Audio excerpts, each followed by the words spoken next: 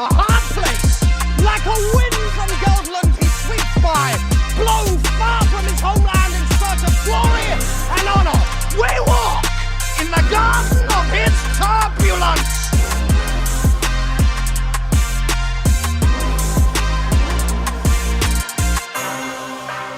Hello and welcome to Movie Joust. My name is Jesse Nussman, a film critic living here in Atlanta, Georgia, and with me on the other line, protesting how woke the new Superman movie is, it's Jason Evans and Josh Sewell.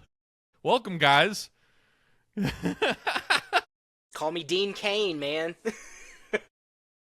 Wow, what a bad take by him. What a bad take. I mean, God. He's one of my favorite celebrity interview stories. Is this a celebrity interview story you could tell on mic, or that you have to talk off mic? It is, and it's so he made one of those like straight to DVD Jesus movies several years ago about a true story around my hometown, and so they filmed it in the area. I got invited to the big premiere at the Fox Theater, and I was still new to this whole thing, so I was like, and this was publicly crazy, Dean Cain. So, and I was like, this was like my 12-year-old Superman, you know, like what kind of questions am I going to ask him? And I'm like, okay, he filmed in the South. So I got the go-to answer. I was like, hey man, like, welcome to the South. I know you spent some time here, like, while you were filming. What was like your go-to Southern food? Did you find like a favorite restaurant that you liked? He was like, oh man, I gotta tell you, that Firehouse Subs is just so good. No! I was like, No. of all the things you That's could not have even said, like it was like one chain step above Subway. stereotypical like Southern food. That's just a generic chain. That's such a bad answer. I was expecting, like, you know, even like the cliche stuff, like Mary Mac's even if Tea he had Room, said or, like, you know, like some other kind of Bojangles place, or but something no, like that, Firehouse like not Subs. understanding that's a chain as well. That's Right, basically there you Josh, go. like it's my favorite joke in The Office where Steve Carell is like working out of New York and he's like, let me show you my favorite pizza place, and it's the Sbarro Yes. pizza in Times Square. Oh, wow. Hey, can we talk about a really great superhero movie You don't rather like than really weird the former slow superheroes? movement? There you go. We're creating ambiance. You know, we're just chatting it up. Yeah, but we're fine. easing you We'll talk into about we're Superman. easing We'll it. talk about no. Wait, We'll I'm shut excited. up talking about Office jokes from 10 years ago and bad chain restaurants. We'll talk about the Superman movie. We've just given more non-Fox News time to Dean Cain than he's had. Well, in guys, decades. we all are here to talk about one of the big movies of the year, which is James Gunn's Superman, a movie that, Jason, I feel like you have been incredibly excited for, and Josh and I have been more like Henry When we about. did, yeah. Fingers crossed. Yeah. Wait, when we did our most anticipated movies of the year episode, go back and listen to it. This was my like number one most anticipated movie of the year for me. And I said at the time it was because I have absolute faith in James Gunn's ability to tell a superhero story, to make superheroes really compelling. It seems weird to say this, but to make otherworldly superheroes really human. I think that's what James Gunn does incredibly, incredibly well. He did it with the Guardians of the Galaxy series, and he's done it again here. And yeah, I'm just so excited about this film. Yeah, I think my biggest like asterisk on that, as long as we're speaking like superhero language, since Thunderbolts has the asterisk on it too. My biggest concern is how exhausted are people going to be by superhero movies by the time it opens, as well as he also made a good Suicide Squad movie, and that tanked. Like, could we like chalk that up to post-COVID? So those were the things I was nervous about. I always have faith in, like, maybe his the best filmmaking way for us to get into this episode is a larger discussion on Mr. Kal-El, Mr. Clark Kent, Mr. Superman in general. Guys, what does Superman mean to you? What is your relationship to Superman? Because I know I'm someone who, like, you know, as most Americans, like, I consumed Superman content. I was aware of, you know, the Superman mythos from an early age, but Superman was never one of. I was way more of like a Batman and Spider-Man were like my two chief comic book characters. But what is you guys' relationship to Superman? Go for it, Jason. So growing up, the comics I read were a little bit of Batman, but mostly Fantastic Four and Spider-Man. Those are my go-to comics, and I never read Superman hardly at all. So my relationship with him is really based on the Christopher Reeve movies. The first two of which are, the first one is a stone cold masterpiece. If you want to argue that it's one of the top 3, top 5 comic book superhero movies of all time, I will argue it right alongside you. The original one is truly great, and I think the sequel to it, it certainly sets the template for every superhero origin that comes after for the next 3 decades. Exactly, and the sequel to it. We'll It has some problems and had a very troubled production. Yeah. Yeah. Well, but I was going to say that the sequel, I think, is also really, really great. Yeah. And as a result, Superman, with those back-to-back films, when I was 11 years old when the original Superman came out, 1978, I was born in 1967. Those are like foundational movies for me. Prime right in that part of my youth when I'm like, what can I consume? Yeah. So everything has been trying to live up to Christopher Reeve. And there really hasn't been, I think Henry Cavill was really good, but there hasn't been any Superman that has come, just in terms of portraying the character. But there hasn't been any Superman that has come close to that until now. And I really feel like one of the really beautiful things that James Gunn captured with this character was that very pure, good, do the right thing at all times essence of Superman that we initially got from Christopher Reeve in the original Superman in 1978. So yeah, for me, it was, I'm a little younger. I was -3 when the first one came out. So, but I caught up later. But I was also... You guys are children. You guys are so young. He says to the guy in his mid-40s, But like, so I was also a Nick at Night kid. So my first Superman was George Reeves, and my first Batman was Adam West. And like, I didn't know that Batman more than Superman was supposed to be like tongue in cheek. The Superman TV show was just sort of like corny by accident, So by the time I got to Christopher Reeve, I was like, oh, okay, so I was never a superhero comic reader just because I didn't really have access to those. It was just whatever was on the, the little spinny rack at the grocery store. So the selection wasn't always great. I was more of like, read the box of Archie comics that my stepdad brought with him when he moved in kind of guy. So I was very much a TV and movie Superman guy. So,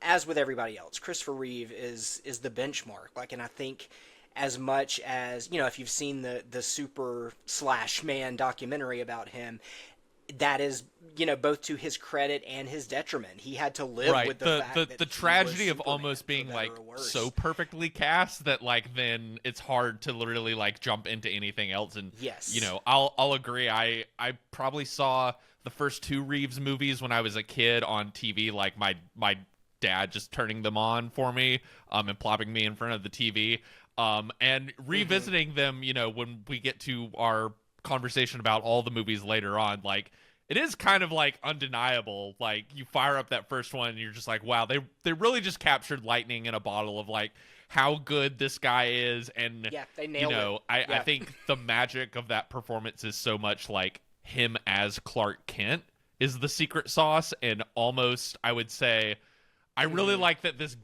Gunn movie basically sort of says like Clark Kent is the personality that then feeds into Superman, whereas I think like Reeves did a really good job at like you could buy that someone would run into Clark Kent and be like, yeah, there's no way that guy's freaking Superman. Like he did the best of like it's 2 separate people and because the characterizations are so different, whereas I feel like when we talk about some of the other performers that have jumped into the role, maybe some of the challenge that they've had in sort of like coming out from under the shadow of Reeves is this idea of like, well, Jor-El, the like moody alien that feels, torn away from humanity, like that is the personality, and Clark Kent is just like he puts on glasses but still is Jor-El.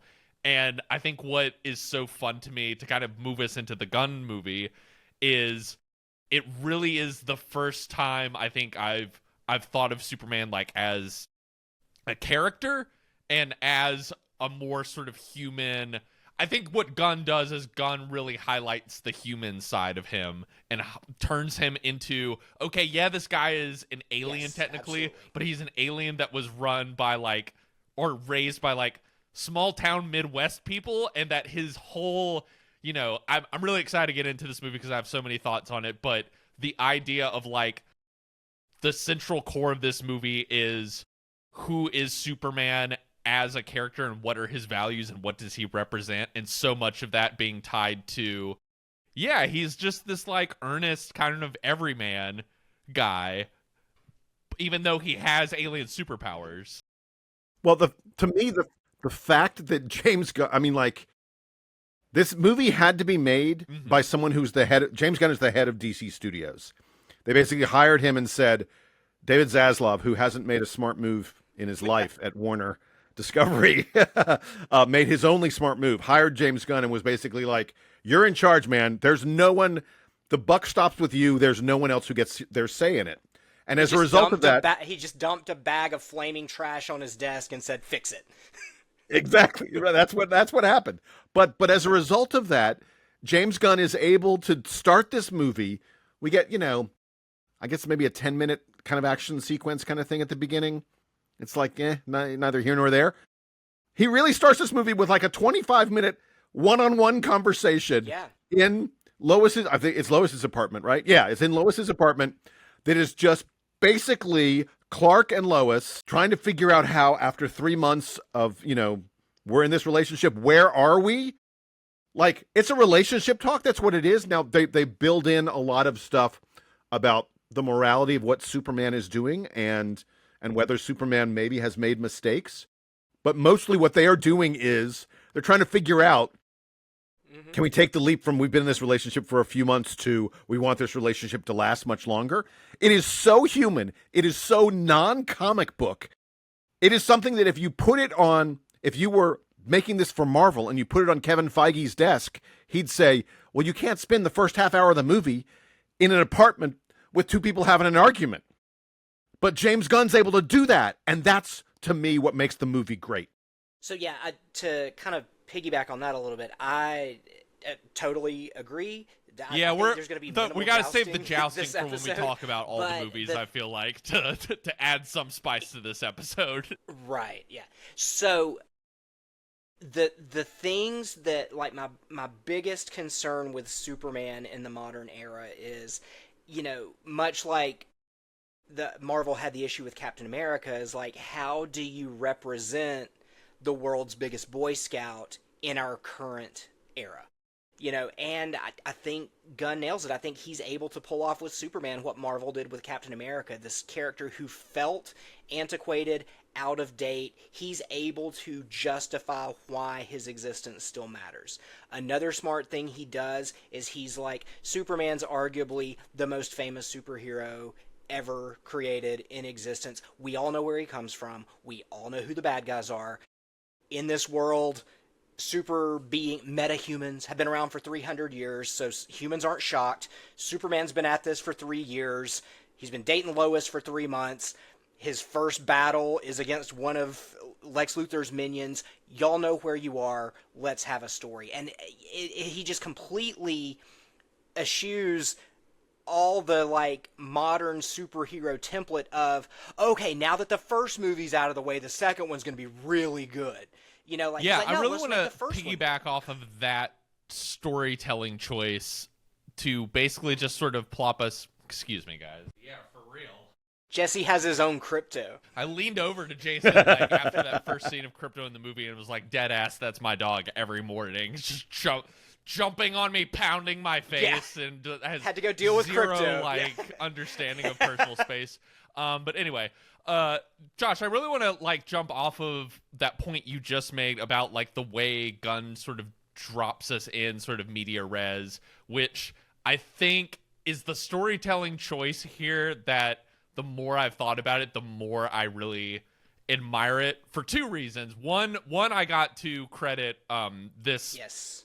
to David Sims, the film critic at The Atlantic, but plopping us in and skipping all of the world building and just sort of saying like, this is a world with superheroes in it, and just like they're already here. We're not going to introduce characters. Like that allows for the movie to be about what separates Superman as a character from other superheroes. And I think is there are other superhero characters who pop into this movie. I mean, spoiler alert, I guess, if you've made it this far, like we all like the Superman movie, and so like we're going to start spoiling it at this point. But, you know, people like Green Lantern and Supergirl, and there are other comic book characters who come into this movie, but it doesn't feel like world building. It feels like Gunn is trying to contrast who Clark Kent is as a character to these other beings in this world, which is such a smart way to kind of introduce this character if you're going to do a like multiverse shared universe story. And then the other way that I really like that movie is, or that this decision is, it feels very Grant Morrison inspired. I don't know if you guys are aware of who Grant Morrison is like, you know, one of the totemic comic book writers. He wrote specifically for Superman, the comic book All-Star Superman, which is one of the more beloved interpretations of this character. And Morrison sort of has this style in his writing where he's like, it's all canon. Even everything that's ever been in this comic book, even no matter how freaking silly it is and not nonsensical and goofy, it's all canon. And that's the approach that Gunn is really taking. And I loved how much he is willing to lean into the silliness of comic book storytelling, and not in a way that is sort of like, sometimes the Marvel movies can feel very like, well, we got to kind of like wink and make fun of this because it's like, well, haha, we get it, silly. Or, you know, other DC movies that have maybe like, we need to get as far away from this silliness as possible. Gunn's leaning into it, and Gunn is sort of inherently trusting, as you said, Josh, it's Superman. You know, we all know the characters. We know he dates Lois Lane. He works at the Daily Planet. Lex Luthor doesn't like him. You know, we don't need to over-explain all of the stakes and who all these characters are in relation to each other. You already come in with that baked-in knowledge, and let's just sort of plop you into a world that even if you don't understand every single little Easter egg character, it feels like a kid just sort of like exploring his imagination, or kind of what Morrison does in his comic book runs is, whether it's Superman or Batman, is like, I'm going to pull in the entire history of this character from all over comics, and basically like it's all fair game. Like I can pull in any aspect of it and pull in any character. And that makes for, I think, an exciting experience that doesn't feel like, you know, this overly postured, like, fan service kind of like, well, now we need to bring out so-and-so to introduce the next movie. It just sort of feels like Gunn saying, well, if this is all a shared universe, why can't I just pull in, like, this element from this comic, or this element from this comic, or this character over here? And it makes for a movie that I think has this fun spirit of imagination in it, more than it does sort of this slavish devotion to needing to ponder on how important Superman is or any of that. Yeah, what I like about it is that exactly, it's messy. Like a comic book is messy. When I say this is one of the most authentic comic book movies of all time, you know, we've all read a comic book where you're like halfway through it and you're going like, wait, what? Like, this movie has that. And, you know, not to, you know, I know we're going to be spoiling things, but, you know, I don't want to, like, ruin the surprise of, like, one of my favorite scenes, but, like, there is, like, a really serious conversation. Oh my God, I love that scene. With the goofiest thing going on in the background.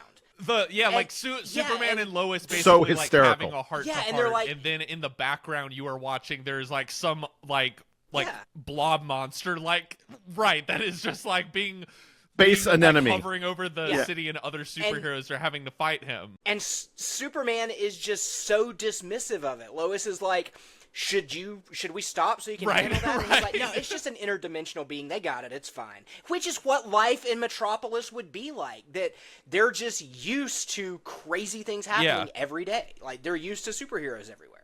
Well, so the thing I wanted to say that you guys brought up about plopping us into the middle of the story, and the reason I think it's genius is this. The original Superman, the 1978 one, the tagline for that movie, the thing that got people in butts in theaters was, "You'll believe a man can fly." Just last week, we were talking about the Jurassic World, Jurassic Park movies. Yes. And we all talked about the first one is magical because we believed that dinosaurs could exist in this universe. Fast forward to 2025. No. I don't need a Superman origin story to believe that a man can fly. I don't need it. We Gunn saw it already- had a weekend. quote recently Yeah. where he was like, I- 3 things that we never need to see in a comic book movie ever again. The Superman origin story, Batman's parents dying, and Spider-Man's uncle dying. Like, we've seen that like 10 billion times already. We all get it. Yeah. We got it. Yeah. And I think everyone who makes one of these superhero movies, when they're starting things off, they're like, "Oh, I gotta do something. I've got to do it all over again. I got to bring you up to speed on the story." James There you Gunn's go. like, Yeah. "Nah, we've been doing that for 20 plus years now. We've been in the superhero era of cinema for 20 plus years." And And yeah, even if you don't know, James Gunn is aware Yeah, that everybody yeah. knows. I where mean, Wikipedia it's is. really Yeah, beneficial for a exactly, character exactly. like this of just sort of like, you know, as I mentioned earlier, like, I was never a big Superman kid growing up, but I know the Superman mythology. Like, I was talking with a friend earlier today that it, you know, I want to get into kind of like the 3 big cast members next, but in sort of saying like, I kind of love how they're like the Lex Luthor, like, hatred towards Superman is never really explained much more in this movie other than just sort of like he hates him. Like, that's kind of it, which is like, that's all you need to know. Like, you know, Yeah. as That's all you need. a child, that is just like, that's his nemesis, and like they're well, gonna at one hate point, each other. at one point, Lex says he's the most famous person in the world. Yes. And you know that just eats at like Lex is furious. Someone is more famous. Someone is more beloved than I am. Crybaby, and so Lex is like, narcissistic I must tech take him CEO. down. Like, And if, who'd have you know, thunk there's- that exists in the Yeah. world? But completely, Yeah. it would never happen. Fictional, you know, completely fictional Right, character. Yeah, totally. Yeah. And one of the things, like, it initially, you know, I initially thought it was a gripe, but it, you know, it feels like James Gunn, you know, not to put words in a filmmaker's mouth who I've never met, but like, it feels like he kind of thinks that too. Like, to me, the least interesting thing about this movie are the big battles, or like the Lex Superman. Like, it feels like if James Gunn could have gotten away with just making a Superman on his day off movie, he would have, and it probably Yeah, I would have definitely been, want to, like, phenomenal. I want to talk about the action scenes, but maybe later in the context of some of the other Superman movies, because I think it's good to kind of compare and contrast. But let's talk about kind of the 3, I think, central characters to any Superman story. We have David Cornsweet as our Clark Kent here, our Superman. We have Rachel Brosnahan, just like on fire as Lois, just like the Lois Lane of my dreams. Killing it. Just like when that was She announced, I crushes was it. like, oh my god, that is That's like just so such great. perfect casting. And obviously I like love her off of like Marvelous Mrs. Maisel, and just like she's amazing. And then Nicholas Hoult playing Lex Luthor, who, you know, another kind of perfect bit of like Hoult at this point is great at just playing like a snotty little shit, basically. So what Yeah, I mean, and you know, are we saving our hot takes, or are we just let's like throwing go. them out Like, what did you there? think about the 3 central Go ahead, man, hit it. cast members to the movie? Nicholas Hoult is the best cinematic Lex Luthor. Bold we've ever claim. I know. Wow. Gene Hackman just died Gene- recently, dude. had. Gene Hackman was great, but he was not. Mhm. He was not comic book Lex Luthor. Gene Hackman was an amazing Lex Luthor in the Christopher Reeve movies. He's not the That's comic book fair. Lex Luthor. Yeah. That is I will fair. agree, he's phenomenal in the movie. And plus, this lets us erase Kevin Spacey, so I'm cool with that. I mean, I'll say this about it. The competition, Yeah. other than Gene Hackman, is not very strong. Yeah, Jesse the bar Eisenberg's is Lex Luthor here. is terrible. Yeah, where's my And- window? The bar is like right here. yeah, exactly. Jesse Eisenberg's the Snyder from this version of this character from Superman yeah. Returns is Batman v Superman, yeah, it's bad. It's bad. real bad. Yeah. So, sorry. Yeah, that's Yeah. right. I got them confused in which movie they're in. And yeah, Kevin Spacey's Kevin It's Spacey's one of those actually that isn't. you watch now. It's not you're terrible. Sort of like, Yeah, But- not at all. yeah, Kevin Spacey playing like a smarmy little shit. Like who'd have thought? you know what I mean? I'm actually like am Yeah. not as. I think I sort of like admire how weird the Eisenberg performance is in the context of just sort of like how dour and we'll get into the Snyder movies, but just how like stupid those movies are. But yes, Yeah, So I'll say this about the Nicholas Hoult performance. One of my very, very, very few criticisms of the movie is I do think they go a little over the I top love that with though. the hatred and the mania. Like I would have liked. no, yeah, that was one of my favorite things. I feel like you look. We can joust on this. I feel like it was a little too much at times, but I mean, Yeah. that is the tiniest bit of criticism. And I only think it really hit me after the movie was over. I was like, it was, especially like in the final sort of battle that's happening. I thought Lex was just being a little too much, but Yeah. maybe he's I desperate just at that love moment. How So petty it makes sense. this But I version did of love the character is in a way that is, it seems over the top, and then I kind of like think about the real world, and it's like it's when he knocks the Yeah. pencils. When he knocks the pencils on the ground, or I he mean, then like, orders so 3 people to hard pick at up the pencils. They pick them My- up, and he my knocks them favorite over example of this again. in the movie I'm like, is that is just, awesome. Like, Amazing. the fact that Lex Luthor has like 100 sort of brainwashed chimpanzees that's only job is to basically like write mean things about Superman on the internet. It's just like is such like it Oh my God. right like Instead it, of- is instead it of silly Grok, like he has of monkeys. course it's silly, but it's like, yeah, that is something like a person that petty and insecure would do in this. I just sort of love like what that crazy story decision like says about that character, and like the fact that Gunn is, as we said, sort of leaning into like, yeah, it's a comic book. We can have like ridiculous shit like that. But on the other hand, like, he also understands Superman / Clark enough, and this exhibits the character of Superman in this film as well, that if he wants to portray Superman as an alien threat to the world, he's not going to make him angry by coming at him. He has to threaten Krypto, the dog. The most angry we see Superman in this movie is when he thinks Lex has hurt his dog, which I think is a great touch. Talking about the 3 main leads, and they're all great. I mean, 100%. I really I want actually to talk think- about Corn Sweat because Yeah. I like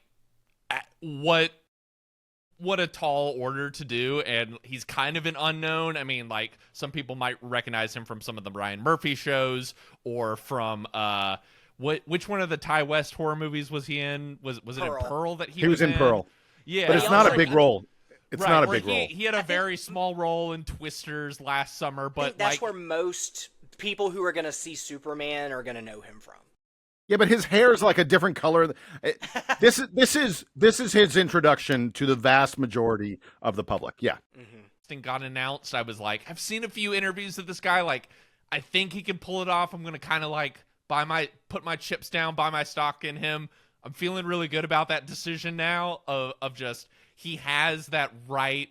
He fits the suit physically, and you look at him and you're like, that's Superman. But he's allowed to have a bit more charm and personality, and is able to sort of like make this character enough of his own in a way that, some past Superman like Brandon Routh or Henry Cavill, I think, got so stuck with having to be like, you're a mopey alien, and You just didn't have to really get a glare. chance. Yeah, didn't really get a chance, like looked the part physically, but didn't really get enough of a chance to sort of imbue the character with a sense of their own personality as an actor and as a movie star. And Yeah, that's what as I was I gonna said say, is earlier, like- I love that it's like Corn Sweat brings this kind of like naive Midwest everyman energy to the role that it really made this character like relatable in a way that I think he's never really been relatable before in the movies.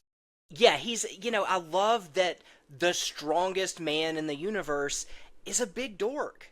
Yes! And not as an insult. Like, it makes him endearing.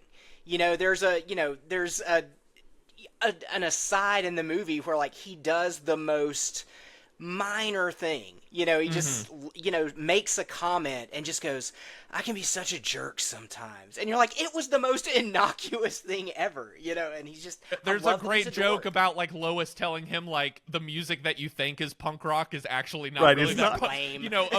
Is, like, so similar to, like, so many conversations that, like, I had growing up where people would be like, you would hear someone say, like, oh, I really love punk rock. I'm really into, like, Green Day. And people being like, that's the most kind of, like, basic... version. Yeah, he's like, Sum 41 is like, they're rocking, yeah, exactly, man. exactly. No, I think the thing I love about his portrayal is primarily the relationship with Lois. Yeah. And that it feels so human, it feels so real. I've said to people, I'm like, you know what? This is a great date movie. And ordinarily, comic book movie, no way. But like, my wife is... They give Lois something to do and like a good chunk of the like Lois. She has agency. Yes. She's not a damsel in distress. She's not standing on the sidelines going, "Oh, I hope he's okay." Like, she's in it. Right. Is not. There's like, a portion saddled with mopey exposition like Amy Adams in the Zack Snyder movies. Like Lois is like a fun character that is part of the action, and I love how Gunn basically is just like, she already knows he's Superman at this point. Like, we don't need to go through the whole hand-wringing of like, how is she gonna find out? And like, how could she not know it's just him behind the glasses or something like that? It's like, it's already obvious to her they're dating, and like, that gets to pull her into the story in a really fun way. I mean, yeah, all the two of them, the fact that they have chemistry, is the biggest risk that James Gunn takes in this movie. If their relationship doesn't feel lived in, if it doesn't feel real, then the movie's a failure. And like, you could screw up some of the battles a little bit and it could still be okay. You could screw up a lot of other things and it'd still be okay. If you screw up that relationship, the way the movie's written, it doesn't work. And it does, and that's huge credit to Corn Sweat and Rachel Brosnahan. So, if you guys have any last thoughts, feel free to give them now. Otherwise, I think we can transition to talk about the larger Superman movie project and maybe kind of do a tier list of these movies. Jason, I think you had something to say about the supporting characters. Yeah, so I was going to say my final thought would be, talk about the other soups in the kitchen. Yeah, to some extent. Well, one of them, I guess two of them, I think. I don't know how. I thought for sure that this movie was going to feel overstuffed, that there were going to be too many. When I heard, oh, there's a Green Lantern. Oh, there's Hawkgirl. Oh, Krypto's in it. Oh, he's going to fight a kaiju. And Mr. Terrific, who I'd never heard of before, is in it. I was like, this is too much. James Gunn, what are you doing? And I'm here to say, not only is it not too much, but I think Mr. Terrific and Krypto almost steal the movie. They are both really compelling when they're on. Frankly, every moment Krypto is not on screen, you're like, where's Krypto right now? I want to be hanging out with Krypto. I really enjoyed Nathan Fillion as Green Lantern, who is Guy Gardner, is very, very funny in the movie. And we best shout out Isabel haircut Marquez in cinema history, right? Oh my God, his arrogance also. There's going to be so many copycat Guy Gardner haircuts, right? Just people love it so much. Please tell me no. That's a Halloween. That's this year's Halloween costume, I think, probably. But my bottom line is, I mean, the mark of a great script and the mark of a great director is that he gets great performances out of everyone, and the fact that there are these side characters, and again, like when they're not on screen, you're like, I wonder what they're doing right now. I'm also glad that a lot more moviegoers are about to get to know Skylar Gisondo, who plays Jimmy Olsen in this. He's in the whole way movie. more Jimmy Olsen than I think we've ever gotten in a movie. He doesn't get shot in the head in the first 5 minutes. What kind of Superman movie is this? But the fact that it plays up that he's inexplicably both a ladies' man and is tired of all this attention from drop dead gorgeous women is one of the funniest running gags. So damn funny. Yeah, it's very funny. We have not talked enough about the comedy. This movie is hysterical. It's very, very funny. I mean, I feel like that's kind of given with James Gunn. This is so perfectly in his wheelhouse of what made the Guardians movies so fun is the mix of kind of leaning into the comic book silliness while also a kind of open-hearted optimism that, I can sometimes be a little bit of a cynic, but I like his combination of both the silliness and the optimism, and it does make a large part of this movie play like a comedy at times. Oh yeah, which I'm after Grimdark Superman, I'm totally fine with that. Yeah. Yeah.